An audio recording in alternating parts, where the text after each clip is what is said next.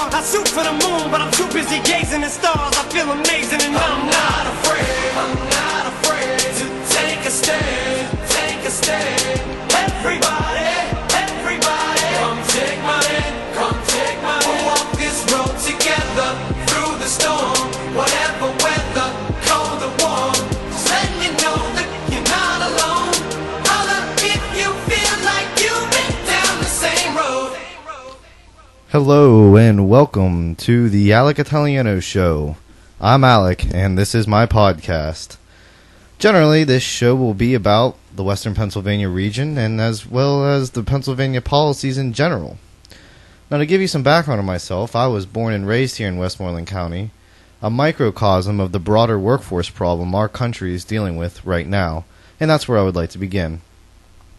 In 2015, there were 54,649 children enrolled in school.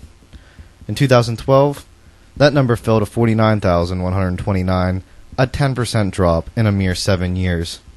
Now, to add fuel to that fire, there has been a retiree increase of about 56% that correlates to the county's aging population. Now, let me put that in perspective for you. Westmoreland County, out of 3,144 in the nation, ranks 488th. That's the top 16%. So while most politicians harp on jobs, it isn't exactly the lack of jobs that still causes problems for regions like ours. There's plenty of blue-collar jobs around there for those who can pass a drug test. It's actually more about the workforce a particular region has. Now, this brings up a slew of other issues, such as immigration reform, education policy, tax rebate programs, but those will all be discussed in future shows. For me, the policy that can have the biggest and most immediate impact lies with connectivity of the region, or a lack thereof. Now, back in the day, places like Jeannette had factories located right in the heart of the city. Workers lived in the city, shopped in the city, and walked to work. In the age of the car, that no longer is the case. Now, this by nature causes disparity. People moved out to the townships where the tax rate was considerably lower, and downtown shopping districts were decimated by suburban shopping plazas and strip malls. This is the story most Rust Belt communities know all too well. I went to college at the Penn State campus in Erie, where a very similar story took place in the late 80s and early 90s, when that traditional manufacturing moved out of the county only to be replaced with minimum wage jobs, thus depressing the entire region. Maybe this was how I found myself working in economic development for my career, and much of the research I share with you on this show was compiled for a new initiative called the Westmoreland County Forum for Workforce Development. You can learn more about them by visiting their website, www.westmorelandworkforce.com. Okay, this is where I would like to introduce my correspondents, Mr. Greg Allen and Mr. Craig Ryan. Thank you both for being with me today. Thank you for having us. Thank you for having us, Alec. All right, I'd like to start off talking about Jeannette, or J-Town as they like to call it around here, and the perception it has in the area. Craig, can you talk a little bit about that for our listeners? Yeah, well, I don't know too much about Jeannette because it's such a small town and I don't actually live in Jeannette. I live outside of Jeannette, but some of the things I noticed about Jeannette is, the police force I think has got to be one of the top issues, right? I mean, their pensions cost is increasing at $40,000 annually. Well, I think what you're getting at is Jeannette, like other small cities around the Commonwealth, around the nation, struggle with trying to make ends meet in their budget, and police force is a good thing to cut. Jeannette only has about 10,000 people that live in it, and to me, the biggest police story in this region has to do with the townships and how state police plays into that. Now, let me just give you a little bit of background on Jeannette before I get too much into this. Jeannette used to have a lot of manufacturing in the glass industry, and the population peaked at like 16,000 people in the 50s and 60s. Now we're down to 9,500 residents today, so obviously there's going to be some problems in the budget, Craig. Yeah, and then they need to cut back instead of keep increasing. One of the other big problems I want to point out is the officers, right before they go to retirement, they bump up their pay grade for that last year, whether they're qualified or not, as part of their contract. And that's spending.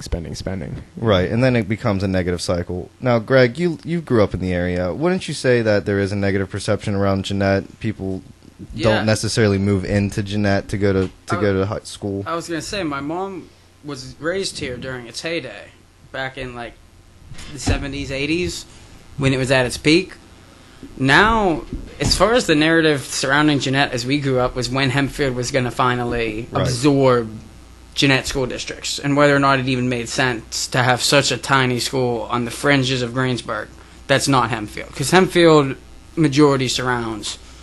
Yeah, and when you look at the map, you see Jeanette and Greensburg, Salem, really, being little bubbles around Hempfield, the township. Penn Trafford's a huge part of that. Penn Trafford borders the other side of Jeanette. I looked at the map. Yeah. And Hempfield actually... The suburban sprawl. PT and Hempfield, man, is just suburban sprawl. Greensburg has the downtown Greensburg area. Right. For the homeowners, though, wouldn't it make sense to want to be absorbed by Hempfield financially, at least? Maybe not pride in your city, but... I never really knew, Alec, this is more your area. I never knew what costs, how they would save money by becoming a part of Hempfield. Here's the problem specifically in Pennsylvania, is it is extremely difficult to merge any kind of municipality or school district for that matter. There's a few examples of it happening throughout the region, and it's usually cases like Jeanette that grew up manufacturing-based town. And here's the thing, is the cities used to have the power. They used to have all the people living in them. And it was the townships that didn't have that. So then when suburban sprawl took over, the cities lost all that power, and all those people moved out to Hempfield. I mean, Hempfield has 45,000 people living in it. Graduating class of around 500. Yeah, and in 1960, there was only there's under 30,000 people in Hempfield. So right there, you have a net migration of about 15,000 into Hempfield, and you have about 8,000 people leaving Jeanette. So right then and there, that's where you're seeing a lot of the problems. And Pennsylvania wasn't built to deal with this kind of problem. Jeanette's athletic program is one of their saving graces. One of the only famous people to come out of Westmoreland County in the past decade would probably be Terrell Pryor. And Jordan Hall. Is he famous, though? Did he ever make an NFL career? Well, no. He was big at Ohio State. Who's the kid right now at Michigan State right now? They have a really good kid. I think he's better than Terrell. I have not been following it since. I think he's at Ohio, or Michigan State. But you're right, Greg. I mean, the athleticism, it's the pride, too. And I think that's honestly what has kept I think that would be the pride of Jeanette. If district Jeanette is going to cling to a pride, I would It's have to definitely say their it would be their athletic athletic department. programs. Oh, yeah. And anybody that lives in the city, I mean, that's all people talk about on Saturdays, you know.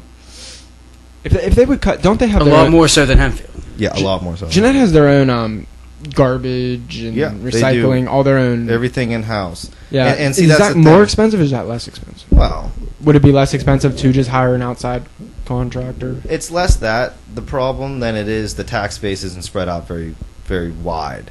You have Jeanette's small. It's only like their taxes are high. Jeanette's small and taxes are high. The area wise of Jeanette isn't that big. We're talking like 5 to 10 square miles, whereas Hempfield stretches half the county. You know, so. But in 2016, you don't really need to have the jobs in the city to get people to live there, because people do leave the city to go to work and just come back. They need to make it financially.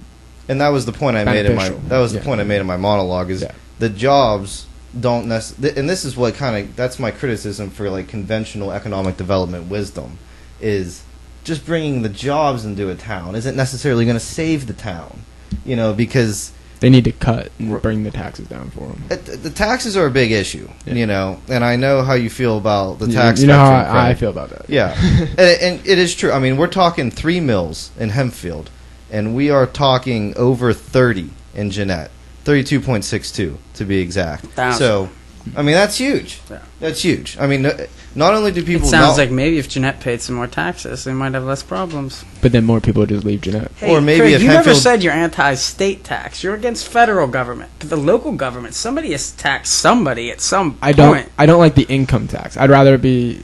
You can bring Jeanette consumption-based tax. And they did that. And actually, when you're a financially distressed city in the Commonwealth, you can do... I can't remember the act number it is, but you can actually put a tax on workers in Jeanette. Now, normally, if let's say you live in Jeanette and you work in Greensburg, as I do, I pay my taxes out of my income tax go to Jeanette, okay, but none of my a very small portion of my tax percentage goes to Greensburg. It's like, I don't know, it's very minor. But when you consider yourself distressed, which Jeanette was for a period of year, I think it was like a 2-year period 5 years ago, like everybody that worked at Elliott Company is a huge manufacturer in Jeanette, about 1,000 people worked there. A portion of their paycheck went to Jeanette taxes because they were considered distressed. Now, everybody obviously hated that because not too many people actually Why live would in you Jeanette. start a business up in an area where Right. your employees It's are not gonna- business friendly, and like I said, most people aren't living in Jeanette who work at Elliott. They're working out in Penn Trafford So why not give or Hempfield. why not give tax breaks to these factories and warehouses to bring those jobs into Jeanette? And that's the other 'Cause they economic but didn't development didn't tool they that sort has of been do happening. that? Didn't they kind of do that with the 70s and 80s? But people didn't spend their money here. They got the jobs to come here by offering a tax break, but nobody actually kept the money here. even they if you give moved them a out. tax- They did do this though. Just to Yeah. point that out is like, the thing with Elliott is a unique one because they've been Yeah. around since like the turn of the century. They've been here since 1900. Like they're established. It's not worth it for them to move their business. But we did do a 10-year KOZ zone down at the Jeanette Industrial Park from 1998 to 2008. So it's not like it hasn't been tried. If you could bring in like a big time store like what Walmart is up on 30, Which and is put a- right, but mind you, it's going to be tough to bring that in when Walmart is So you need- a baseball throw And that's- away. you need something similar to that to be brought in there, because what those big stores do, although they do take a lot of job in small business, they do bring small business around them all the time. It's a double-edged sword because here's the thing: is it's going to be a hard time to attract a big box store because they need a lot of square footage. They need space. Gotta They're tear going to down want to some be out. buildings. They're going to want to be out in a township. There used to be You can- 3 movie theaters You here. can tear down some buildings. You got a bunch of vacancies, Or they everywhere, burn down. which has been happening. One just burned out. I mean, and that's another big problem. I mean, Yeah, it's I mean, trying there- to keep the actual physical structure here, let The- alone the business in the building. Right. Trying to keep the building on the. the housing stock's old. It's old out. I mean, it's an old county. A lot of these buildings were built right around the turn of the century, so it requires a massive amount of reinvestment. But Bring in a minor league baseball team. that's my idea. I think Jeanette would be A perfect minor league for it. baseball A team? minor league baseball In team. Jeanette? Single A short season. The Batavia Muck Dogs out there between Rochester and Buffalo have been Oh, trying he to already sell has their a team team. he's going to buy. They've been trying to sell them for like the last 10 years. Build a stadium at the old Zion plant downtown. Throw up a baseball stadium. It would bring some build it. business around. It gives you a That would reason to happen, come to but- Jeanette. It brings you a reason to come You to build Jeanette. it and they will come. I mean, that is... Or they have an empty stadium. I normally uproot my family to get closest to the single A baseball team. I've done that a few times. That's a Here's- big selling point in the future use, communities. I'll I'm use looking Erie as my example here because Erie had a double A for. team. Their hockey team. That okay. Oh, the Erie Otters, yeah. Yeah, But I like that. The hockey team and the baseball stadium. Now, I'm glad you brought them up. $1 And- beer, $1 hot dog. And the Warner Theater, it's all downtown. It's all within a couple Yeah, of block radius sure. of each other. So you can walk to the bars, you walk out of the bars, you park once, you don't have to get in your car and drive somewhere else to get food before Easy or after access. the... Yeah, Easy public access. transportation, it's all centralized, And Jeanette is the only urban area in Westmoreland County that you could theoretically do that with. Greensburg doesn't have... But is Jeanette the only urban area? I guess No. we have Greensburg. You have Greensburg, you have Latrobe, you have New Kensington, you have Monessen. Lake Trobe. It would be tough to call urban. But they are. I mean, they have a downtown They district. do have an urban- I mean, they're a pretty city. urban area. They're a I- city. I- they're they're even incorporated more- as a You third talking class about city. like the railroad tracks? No, like by near where Legion Keener is. Yeah, Up the that way. right before they get to the railroad tracks. It's a city. It is. It's They a have a whole- downtown. Area. It's pretty urban. We're calling. Is Jeanette considered a city? Are we? Yeah. Not Yeah, a town. Jeanette's a city. We're not No, calling it a this is town. We're City going of to call it a Jeanette, full City of blown Latrobe, Incorporated, City of incorporated Greensburg. third class cities. Oh, yes. boy. Hemphill Township is a town. Well, it's a township. Well, you got like Pleasant Unity would be like a town, not a Greensburg. city. To me, Greensburg. Right. Yeah. You if have were you to can do- have towns within your townships. Yeah, Hence. but like the Greensburg's a town. city, Jeanette's a city, Yeah, Latrobe's a incorporated third city. class. So when you look Ligonier's at- even a city. That little downtown, that's considered a city. It's tough to consider. Ligonier's a borough. Then what is a Is that a town? borough? It's a borough. I mean, we're A talking. town is a concentration of houses or I could have businesses swore within a Ligonier was a township. city. No, it's How a borough. much It's a smaller borough. do you get? They have. Greg, I'm not one- getting into yeah, semantics okay. about this. Okay, I want to try to stay on topic. All I'm saying is when you look at the concentrated areas, so we don't have to get buried into the terms here in Westmoreland County, which has a population of about 360,000 people, fair amount of people to support something like a baseball team. Jeanette is the only downtown urbanized area that, I mean, there are existing. I mean, the one thing Jeanette does have going for it is there's like 5 or 6 restaurants, pretty nice restaurants. Jeanette does show up for their high school sporting events still regularly. They're very even when they passionate don't about have sports. players Very on the passionate teams, about they sports. still show up. So Oh yeah.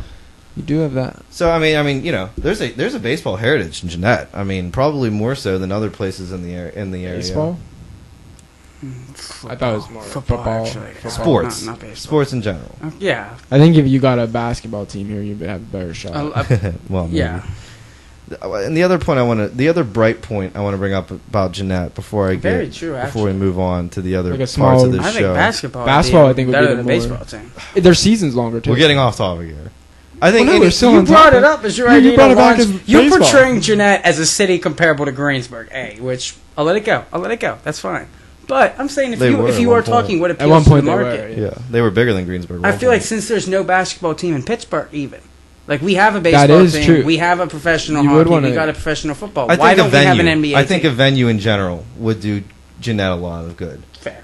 Like Fair. any kind of indoor venue, baseball stadium venue, a place to have concerts. Because when you think about it, Dodgeball tournaments. there's nowhere out in this area to put a like if you're going to a concert, you're going into the city, you're going to Star Lake, you're going to. Where does Jeanette have its prom? Maybe a place for a concert is not a bad idea. No, That's what I'm a saying. venue, You could a do venue. that. You could, A venue, basketball venue, stadium is a little baseball bit cheaper. A stadium. basketball stadium is smaller and cheaper, and fits itself more towards incoming They all, artists. but they music. don't bring in the revenue like a baseball team does. I've seen that firsthand. I've seen the minor league teams that have come through Erie. It's Remember, hard to Erie get doesn't have a major sports team at their place. They got the Bayhawks, and then they have And the Erie. I said Otters. major. I'm We're talking also smack dab major in league between sport. the Pittsburgh Pirates and the Altoona Curve. We are. Oh. So Yeah, New there are a lot of competitive minor league Morgantown, teams. there's Morgantown, that West trouble. Virginia just opened up a very similar team. They built a stadium. Morgantown's a big city. Actually, it's not that big. It's a very big College city to town, not have too. a professional sports team. Here's the thing: is their population is seasonal. Now, when True. school's in session, it's a bigger city. When school's not in session, Morgantown's no bigger than like Greensburg and Jeanette combined. When you really think about it, Yeah, I mean, that's what I it's- put it at. It's like 50,000 people, I think. It's Actually, not St. that big. Vincent, or not St. Vincent, but Greensburg, when Seton Hill's gone, we lose a good bit. Oh yeah, I mean, and the businesses downtown definitely feel it, but I think you got to give people a reason to come to Jeanette, and I think even just starting to talk about professional teams, venues. We have a Any team 20-acre site right in the middle of our downtown that we can go to. What was it? The Glass City Sluggers. My dad came up with that one. I thought it was pretty good. Okay. Repping my dad Got also some from alliteration Jeanette. in there. Yeah, I thought it was good.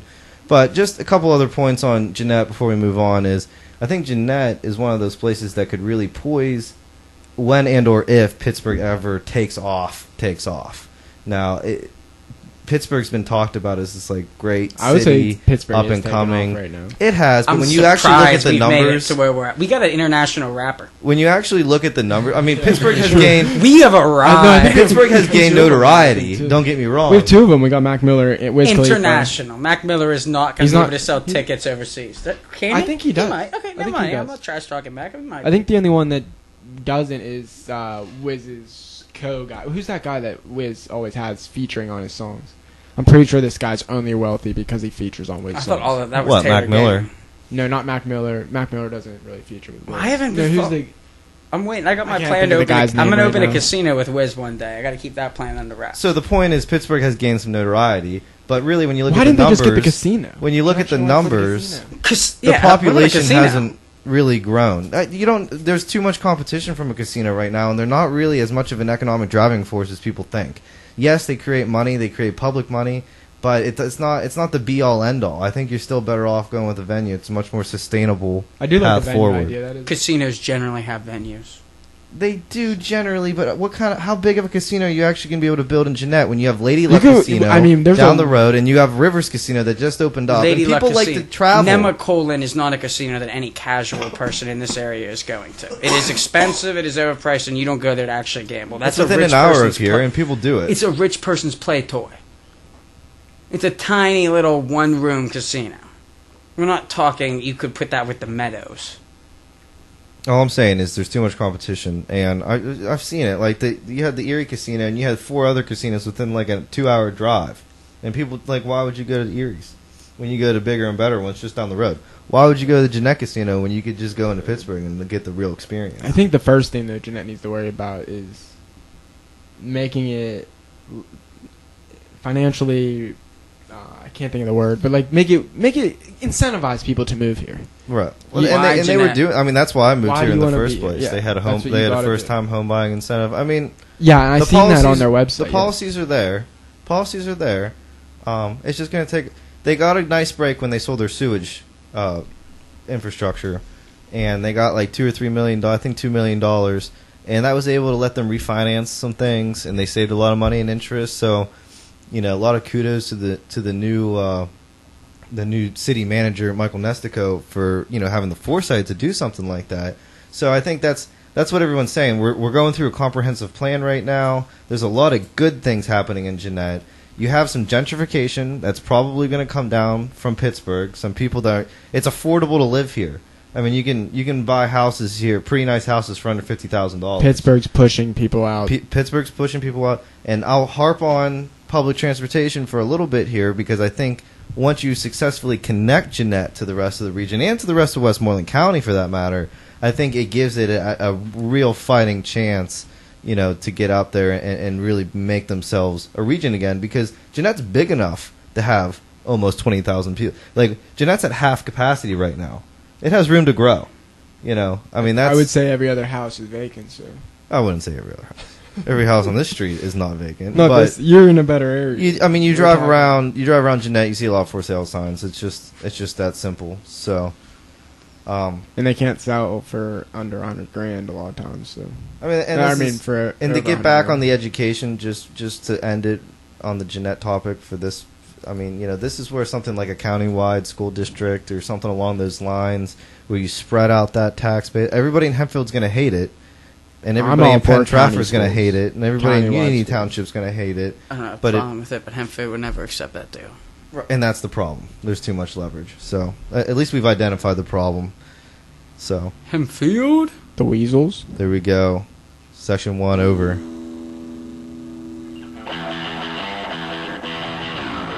Good topic, guys. We're going to get into some other stuff here. Some Pennsylvania stuff.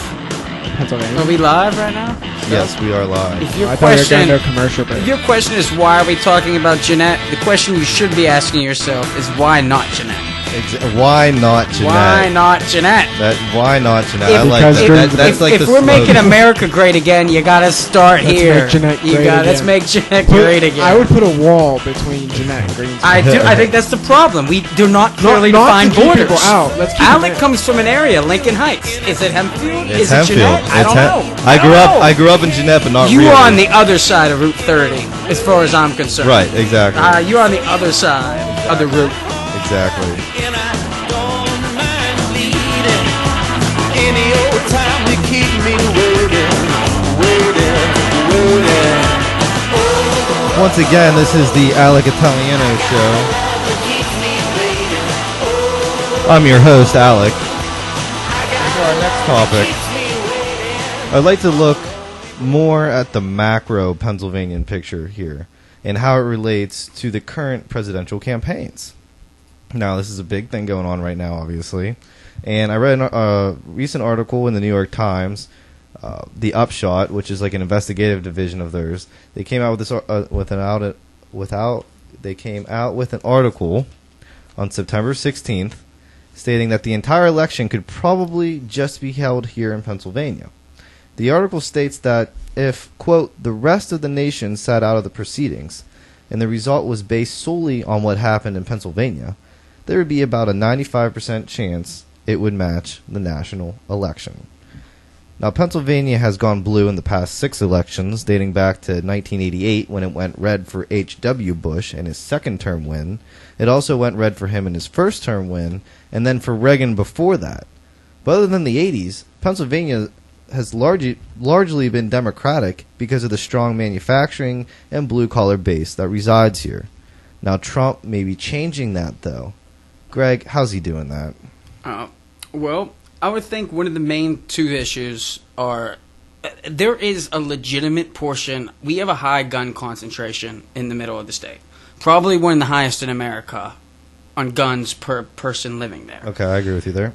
There are a significant number of people that legitimately believe Hillary Clinton is trying to take the guns away. That there is going to be somehow they're going to have to give their guns back. And we'll get into this on our last issue as well, but keep going. This is the NRA. A lot of people are affected by that. On a second note, there's a lot of people, when Donald Trump says he's bringing back steel, he's bringing back glass, he's bringing back these manufacturing jobs that haven't existed here. Right, he was down in Menneson talking about this. These jobs weren't sent to Mexico. They're cheaper through automation. We have robots that do the job now. They're just, you don't need as many people to do the same work. No, you can't magically make... They regrew the coal in Mexico. Yeah. Somehow Mexico has managed to figure out a way to regrow. They stole our steel. They just took it from the ground and they planted it over there. Uprooted it, and there it went. There's a large number of people that believe both of these. Now, on a side note, what I think one of the biggest contributing factors is during our primaries, we have closed primary system, where that means if you're a Republican, you can only vote in the Republican primary, Democrats only in the Democrats. Which, to be fair, a lot of the other countries set up that They way. do, because what it does Not is... every state, but most. What it does is, say Pennsylvania is one of these states that is the same... Like we have been. We've been blue every year. It makes more sense for a Republican to put a sabotage vote in against Hillary Clinton's... or against her. And vote for Bernie. And in local politics, you actually see a lot of people switch Democrat to Republican, Republican to Democrat, because you kind of have to play the game. Party member in name only. Right. You realize that if your vote's really going to matter, you need to vote on the decision your state's making. And if your state's not going to determine whether a Republican wins or not, but it's just going to determine what Democrat, it makes more sense if you're a Republican to vote in the Democratic caucus. Mm-hmm. But ours is closed, but mainly that meant independence, which a lot of millennials and a lot of young people could not vote in the primary. A lot of people our age are like, oh, I don't take a side. I'm a lot of burners, a lot of Bernie fans that wanted to cast a vote that feel that he was never given a legitimate chance to win Pennsylvania because they weren't allowed to vote. They felt dejected from that, and a lot of them stomached it. They said, okay, we're going to listen to Hillary. Can she make some compromises? She hasn't really played to the left. I mean, she was pushed left. All of a week. She hasn't played to the left, but she's been pushed left. She's played more towards the Jeb Bush middle. But is the left is that what's going to win Pennsylvania for her? Does she need to go more left to win Pennsylvania? Does she need to go more right? I think a surprising number of our friends that would have voted Bernie actually are going Trump right now, which I would have never guessed a year ago. I don't see how you could support Bernie Sanders and then turn around and support his antithesis. Right. Like the total opposite. If your issue is money in politics, which is a big platform that a lot of people support. Both of these candidates you wouldn't want in that case. Exactly. Yeah. Who do you vote for if you're Bernie? Exactly. Yeah. Bernie didn't score Hillary for the emails or trustworthiness. He scored her on the money. And that's actually what a lot of... especially with the pay-for-play. We saw all of a sudden Republicans acting like they don't know that pay-for-play exists in the government, that they thought you just donated $10,000, $30,000 to a campaign and didn't expect to get an email response. Just because you like their values? I think they were just doing it from the good of their heart. Just giving you $30,000 because I like you, buddy. I don't expect you to do anything. My question is why would you pay $1 million for Hillary Clinton to show up at your wedding? Like, if all that Trump got from donating to the Clinton Foundation was Hillary at the wedding... There you go, Donald Trump. I don't know. I feel like she was at Donald Trump's wedding. I think that's kind of some weak leverage. Did a couple favors for him, brother. Exactly. They both partook in it. I think the real point I'm trying to make here, though, with this particular segment, though, is how well Pennsylvania really does compare to the rest of the nation, and why people are... campaigning here so much. Because when you look at Pennsylvania, when you look at the map, you have Pennsylvania, Philly on the east, you got Pittsburgh on the west, and largely, like you alluded to earlier, a lot of the middle, is your conservative, more traditional, more conservative, rural. Kind of, you got LA on the west coast, New York on the east. Right, that's the comparison I'm trying to make. And you have your outliers, like in Pennsylvania, you have Erie, you have Harrisburg, you have Allentown, you have, Chicago here, you got Minneapolis here, you got if you drive Boston Pennsylvania, you're going to think this is a Trump state. It is. I mean, drive down Route 30. Yeah. Drive down Route 30 going toward Johnstown. Can I bring up my straw poll? Bring up your straw poll there, Greg. It's an enthusiasm poll. Even in the city, in Pittsburgh, I've noticed. A lot of people. A lot of Trump. There are a lot of that's right. A The lot of people you wouldn't expect. A lot of people were forced a to lot vote of college Trump here. educated white males in Pittsburgh, I Right. think, will be going Trump this time. And instead of I don't think they're going to have A a lot more problem so getting than people before. registered to go out and vote. I don't because of either. I don't think Facebook. that's an issue. I think Facebook's Like, the key. I- Because they're putting it right on top of your. I think timeline. Trump actually Register. is like to thank you, I guess, to say thank you to for getting people off their couches and voting. He 'Cause has. He's Just a like- celebrity. yes. He got He has- people he has interested access to in the campaign. Some people that otherwise wouldn't care. Right. The fact that they call him a blue collar billionaire. It's That a lot of small business owners around here think that, hey, if they play their cards right, they're a couple moves away from being in Donald Trump's stratosphere. right. Hollywood created Donald Trump. You can't just make did. society love No, yeah, this whole The other side. TV show Right. lifestyle like the Kardashians, and then not expect for one of them to show up and run for president. wait till that. Yeah, exactly. The country loves these people. Tell us about your enthusiasm. The poll over there, enthusiasm poll lately, since I guess early August, since the first month of August, I've been keeping track of every time I've seen a bumper sticker or a house sign Yeah. for either candidate, and I've also been marking down any time we've been out at bars or restaurants, at work, public places, we are running into strangers, those kind of polls. Right now, I have Trump on just signage. I'm talking bumper stickers and house signs. We're looking at 63 to 8 on Hillary. Right. Like, it's an absolute... I'm just talking my neighborhood. A stand-up, middle income, everyone, like, average households making Yeah. 70 There's to 80 8 grand. Hillary signs. What? 8 Hillary signs around your 8 neighborhood. Hillary signs. I feel like that's high. 63. I'm talking West... I'm talking not just my... Okay, never The Hillary Craig neighborhoods, over there. the Hempfield neighborhoods. The neighborhoods like you... I would consider Your classic suburban. these areas. Okay. Suburban Yeah. sprawl, Right. Western Pennsylvania. Yeah. We're looking at a close to 8 to 1. And that's not... I'm only counting... If you have 5 Trump signs in your backyard, I'm just giving you one big point. But I'm not giving any extra votes. Not a scientific How poll many by one any big stretch of point? the imagination, You- but you know, definitely it's something just, noteworthy. We're here now. Definitely something noteworthy. Out of the 63 Trump votes, I'll go 1, 2, 3, 4, 5, 6, 7, 8, 9. We have 12 of them have more than 3 Trump signs in their yard. Out of What about the 63. big ones, like the RV I place up on count. 30? If they you got have a one. homemade, like that guy's house. Yeah. The Yeah, guy, big That guy's house that we yeah. gotta Yeah. get on the Yeah, show. we have Yeah, to get that. these people aren't just going to show up to vote for Trump. Oh, They're going to be Ligonier. wearing suits made out of flags. They're going to have. They're all going to be kinds- standing behind the thing, telling them which one to vote for. Meanwhile, they're lucky I didn't dock points for the Hillary for prison. Which really, if that's Oh. all Looks like you a have in your Hillary yard, it endorsement. looks like a Hillary Clinton sign. I Like, know, you it really does. have to read it to get the for prison. It's a little And ridiculous. president starts with a P too. President PR, prison PR. If you're quick reading it, It looks like that. that is not a well. You saw thought that out- Trump digs cool What? sign yesterday? I didn't. What? Make America Great Again. Trump digs cool. Oh my.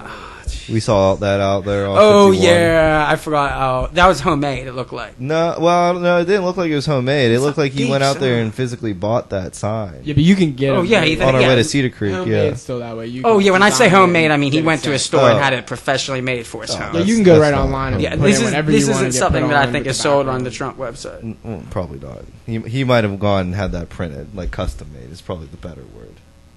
Yeah, custom made. How There about we the go. guy across from Delala's with Trump just with his thumbs up facing the road? Did you see that one up there? Do I have it? I Yeah. haven't Do seen I got to that put one. that? Hold on, You time gotta out. look at it. It's a We are huge officially at billboard. 64. We're on 64 now. There we go. It's a big billboard facing Delala's from across through that Bel Air area. Oh my. One of them people. And this has and this is Jeanette area. huge right on 30. It's an area that otherwise. To get back on the Jeanette thing, just real quick. yeah. That is the weird thing. Like, everybody thinks Jeanette is that little Route 30 corridor that stretches down from the Lellos Do you down. know whether Jeanette went Barack or Mitt in the last election? I know Westmoreland County went. I think Mitt only 10 Romney. people showed up to vote. But can you figure out what Jeanette actual breakdown was? Greg, you're asking me questions I'm not prepared to Let's answer see, this right is now. what a good guest does on a show. Yeah, He's a my- hard hitting. I'm asking the questions that the viewers want to hear. do they I- have I it do down to have- each city?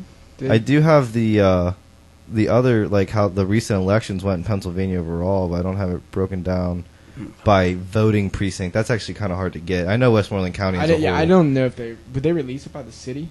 Yeah, they'll release it by the voting district. Okay. And that's the electoral system working for you there, because it's voting district Yeah. that goes to county, and then that county goes to the state.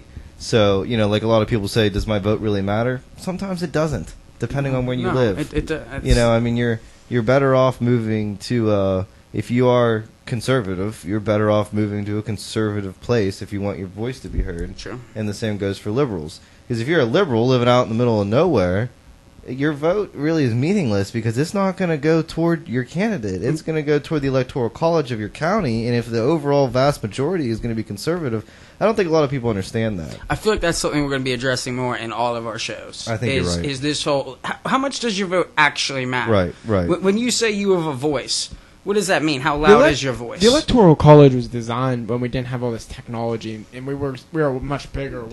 It was a lot we're more a difficult much to take smaller Well, the part. funny thing now. about the You can electoral literally- college was it was put in place to prevent crazy people from getting into Exactly.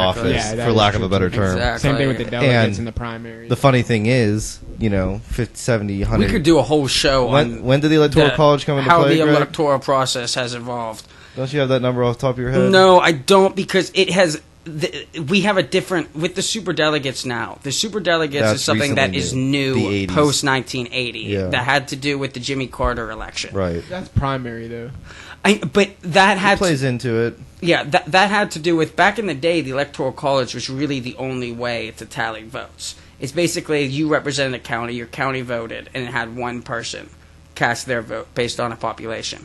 Easily be manipulated. back When then. we're talking with gerrymandering, being in county voting, and how some states are, it's really different than the two. The Really only is time crazy. we've had a difference between the electoral college and the popular vote was in 2000 with Al Gore and George Bush. That's the Right. only time there's actually been a difference where more people voted for Al Gore, but We there could were see more this time counties. around There were now. more electoral. Trump's winning the. Right now, it's the popular- opposite, and it had to. That was settled in the Supreme Court, by the way, which would be a big issue right now. Huge issue. If we Because got this, don't- if we get this election that comes down because to we that, don't, without because we don't have a majority. guess who would be the ninth justice? Barack Obama. Who else would it be?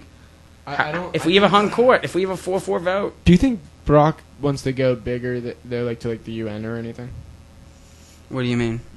No. He's going to let the UN decide our election? He's not going to be No. able to be an official. no, he no, would have to no, be no. appointed by the current president to do something like that. No, wait. What do you mean, Craig? I mean, just go bigger government because they're looking for like a world government governing.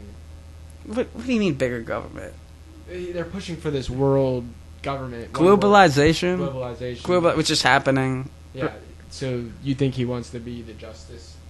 I don't think Obama wants that job. Are you talking? He wants a job as Supreme Court justice? I don't think he wants that job. Oh, I think that's why Hillary I think- hasn't said that she will do that. I think he would love that job. You think? I think there is a deal current. I think the reason he's campaigning so hard for Hillary For right it. now is because I think he realizes that there's precedent for it. William Taft, when he lost the election to Woodrow Wilson because Theodore Roosevelt interfered Right. after he went on the safari. Right. The deal that Woodrow The Wilson Rough cut Riders. with Taft was, if you call down your dogs, I'll throw you on the Supreme Court when Yeah. I get appointed. That's a lot. I didn't think. And then he Obama said, wanted "Screw you, you're running for It president makes anyways." sense. I mean, I wouldn't have a problem having a president he voted in president, a Supreme Court justice. especially a It's young not one like he's Obama. it's not like he's unqualified. No. And the Republicans could have avoided this had they done their job and had a voting on the person that they agreed beforehand they liked. They could have had this, but they aren't. They're gambling, assuming they're going to win and want to seize the Supreme Court. If I'm Hillary, I don't punish even them. know if Trump puts up conservatives and Oh, no. conservative to the Supreme Court. Oh no, that was Ted Cruz's big compromise Yeah. today. Mhm. Was he just wanted to make sure one Texas Supreme Court justice could make Donald Trump's list of 30 judges he's going to pick from on day one. I'd like to get back to Pennsylvania though, and how it's comparing to the other states right now, because I'm looking at the 2012 margin of error map when Mitt Romney and Barack Obama faced off, and the margin of error, the margin that Pennsylvania won by was just about 5%. It was between 5 and 7.5, and now you had Ohio and you had Virginia that was under 5% margin of victory, but in this election. Do you see Ohio and Virginia tilting a particular way? I mean, you see New York go like hard red, like we won, or hard blue. Sorry, New York won hard blue. I think Virginia's 15%. going to go pretty blue. I think Virginia's going, but Ohio, I think, is going to go red. I think actually Kasich might have a say in this. He Kasich might. might be able to put But it. just because he is a conservative, I think there's more of a tendency for it to go red than it will. Kasich's a conservative. Hey now. You're talking about my now. boy Johnny No, K. I'm just saying. I think he's more down the mid. He's more. He kind of is. I mean, it's a down the middle state. You know, so he's yeah, playing. that's what I'm He's just saying. playing. I don't think he's as conservative. I think he's actually a true I conservative. think he's a little more he's a little more conservative than my liking. He's I sure guess in the maybe my understanding of conservative, because I might not be a conservative after all this elections happening. I'm realizing Nobody really knows who they are anymore. I think I'm more a libertarian. I always thought that conservatives were what the libertarians are, Right. and I guess maybe Right. I'm wrong there. Well, like that's what I'm saying about Kasich, is he's more of a true conservative in my mind, because he's more like cut taxes, cut spending, and boost economic growth through jobs and continual growth, basically. You know, it's kind of like the Reagan form of economics. Yeah. You know, I mean, Yeah. that's more like or less what he's going for. Pennsylvania is not like that, if you ask me. Pennsylvania is a lot more left than that. There's a lot more Philadelphia influence that goes on this state that I think anybody on the western part of the state really wants to admit.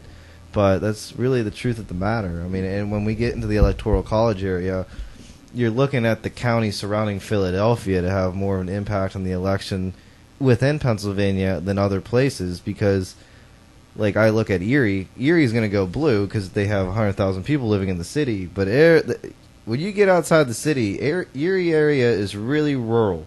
I mean, it's by a slim margin. And the same thing with Pittsburgh. I don't know if Westmoreland County is going to go blue. I doubt it. No, Westmoreland County never goes blue. And Washington County doesn't go blue. No, I mean, we're going red. The question is just how red. the thing is, Allegheny County is the only county in this area that's going to go blue. And that's not the case with Philadelphia, and I think that True. the election might be one right there. I agree. I agree with that. But I want to get on. I want to move on to some other topics here. But I think it's an interesting debate. You know, I mean, 2012, everybody was talking about Ohio. 2000, everybody was talking about Florida. So here in 2016, we kind of have a lot of people talking about Pennsylvania. So it's a little bit of an exciting time to be in the area. But I'm kind of scared now. Obama might actually go to the Supreme Court. I think if you don't realize that's why do you think the Republicans care so much about it? That argument might make me want to go. No, that you, Craig. I'm not going. we all knew For the this was record, gonna happen, we all Craig. know. Not My going prediction to. is We all Craig can know, tell you Craig. as many. I'll tell you that I'm going Gary Johnson until Election Day. But at least I'm willing to admit there's a part of me that I'll never go Trump. I might vote Hillary if I think that's the only thing to stop Trump. I don't see a difference between Hillary. The and only Trump. way I think me and Craig are both going Gary Johnson is if we go to the polls together and watch the other one. It's like, I'll press Gary if you press Gary. I'm going to wait to make sure that you're not going to change There you your go. election day. I end up Third throwing party. away a Hillary vote, while you end up voting for Trump. I want a commitment from the Republican Gary Johnsoners that they're joining me. I don't want to be left out here on a limb voting No. for a third-party obscure candidate. Right now I'm all in on Gary Johnson. I'm not even thinking. And when about Craig it. says he's all in, he's already counting the chips for a rebuy in case he loses, and he can double down on the Trump train. Oh, jeez. Let's listen to some music for a minute. Lock her up! Lock her up!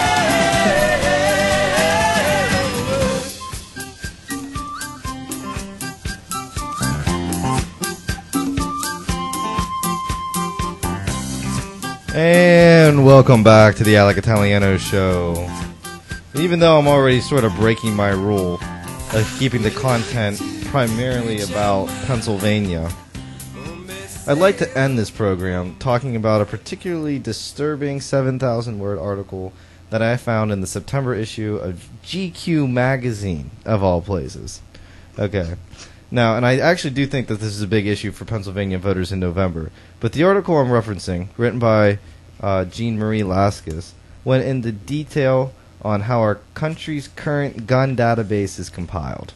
So basically, because of a federal law passed in 1986, largely lobbied for by the NRA, no searchable database of America's gun owners is allowed. So that means no computers, basically.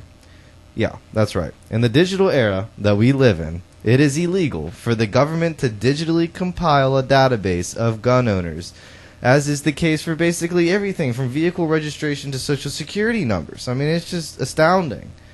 Now, I realize that gun advocates like their privacy, But when it comes to tracking down criminals, we are at a huge disadvantage. Let me read you a quote from the Laskus's article. So here's a newsflash from Charlie. Quote, "We ain't got a registration system. Ain't nobody registering no damn guns.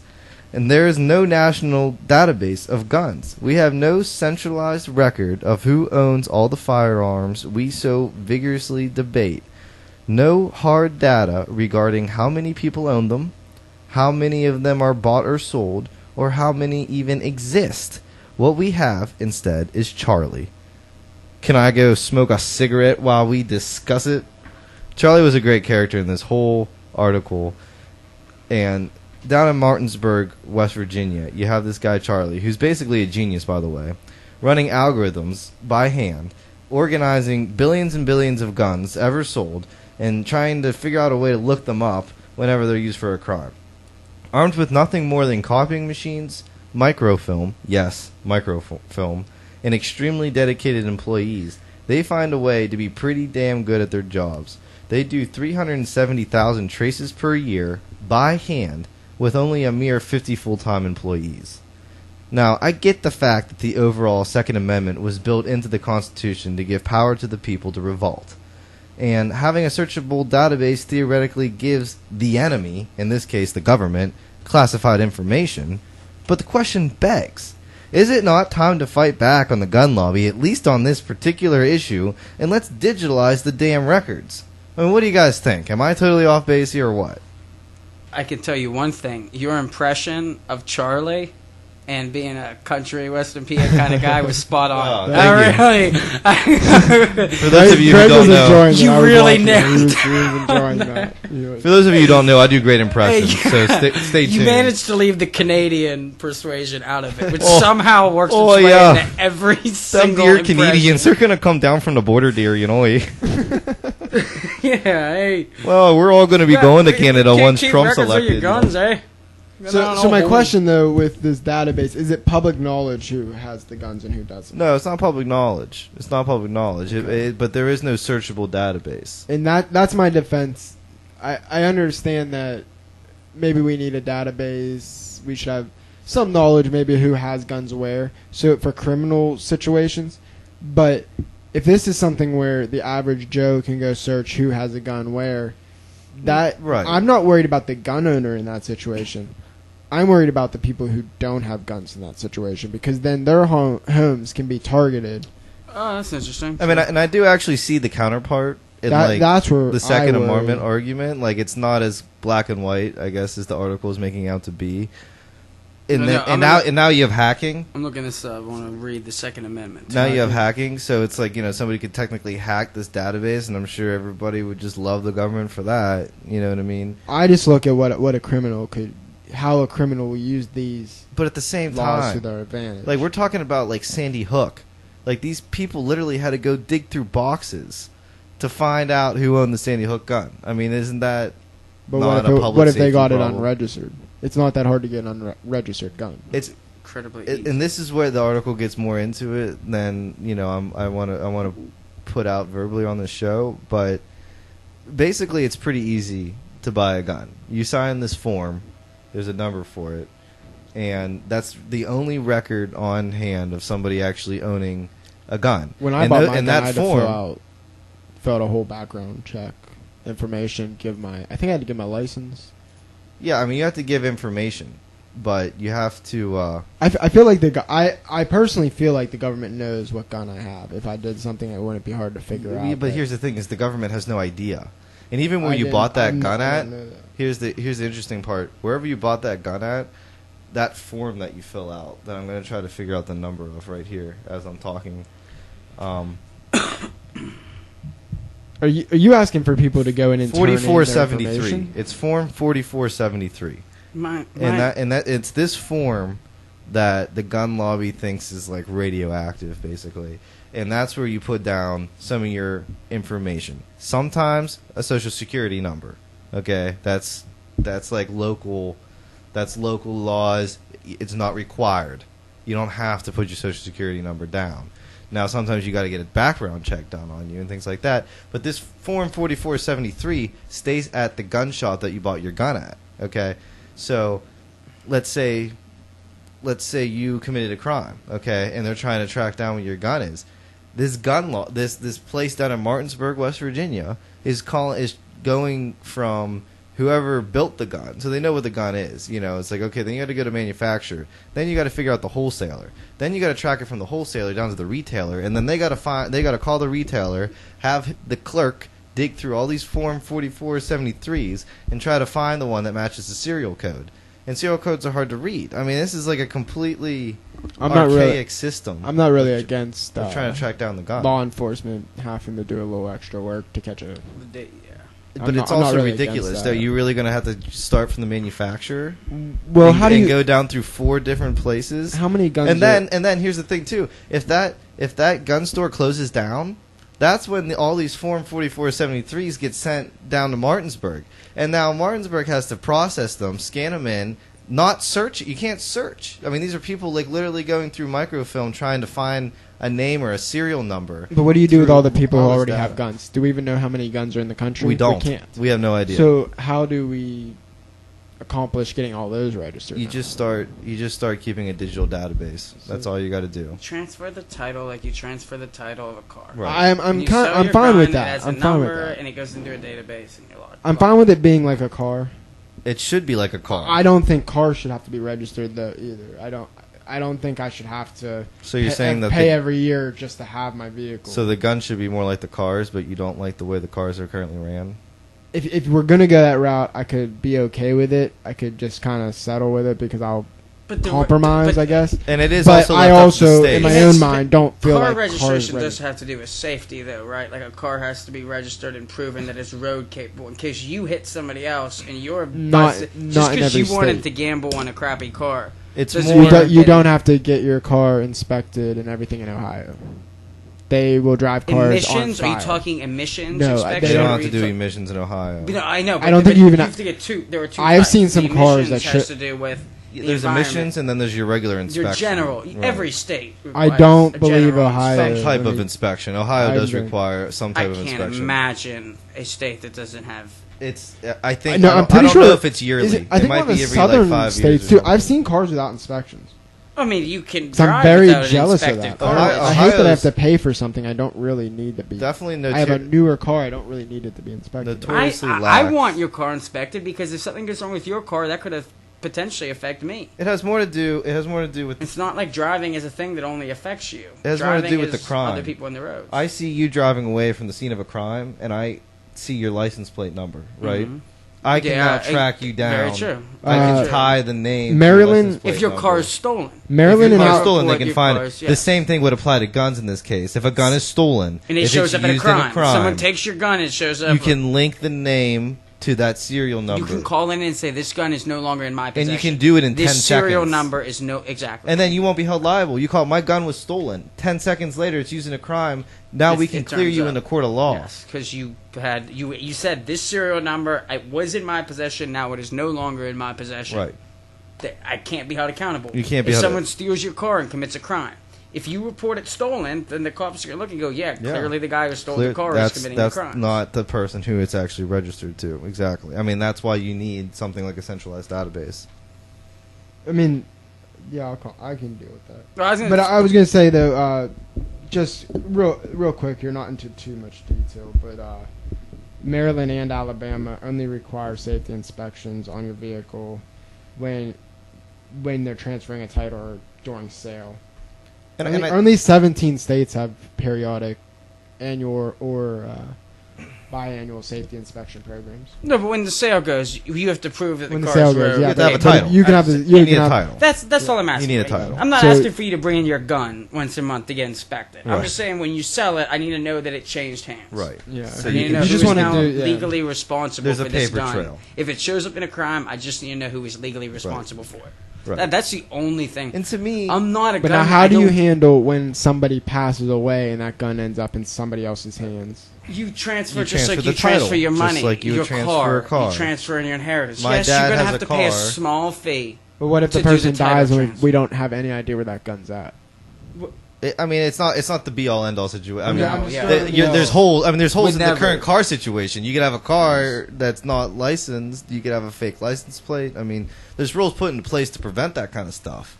But it's. But I'm saying feasible. that's gonna end up costing us a lot of money because let's face it, it's the government. It's costing us a lot of money right now. In crime committed. That's, You're doing it by we're hand. wasting resources trying to find out who committed How's these it- crimes. when I they could don't be really- easily solved. Exactly, and I mean, you got Through a a backlog. Like, we're already wasting money trying to regulate our current system, which has failed. Do you think the government can even? They can't even set up a website. How are they going to set up a database for guns? If our government can't do that, then we can't trust them to do They've been anything. doing I it know, with cars Craig, that for is your years, I actual think. mentality. Yeah. I don't trust. I know you want. They no couldn't even government set to up a do website anything. for the I healthcare. know. It's But most of us recognize that at some point the government, whether it's the local government, someone's going to tax you, Craig. And here's the Someone's other going to thing. tax you. And this is where like the compromise might be able to be struck is you can leave this up to the states as the way it is with car registration. And then the state will be But the bad guy. even though Yeah. it's up to the state on how you register your cars, you still have a federal database of license plate numbers and anybody. So if there's a crime that happens in Pennsylvania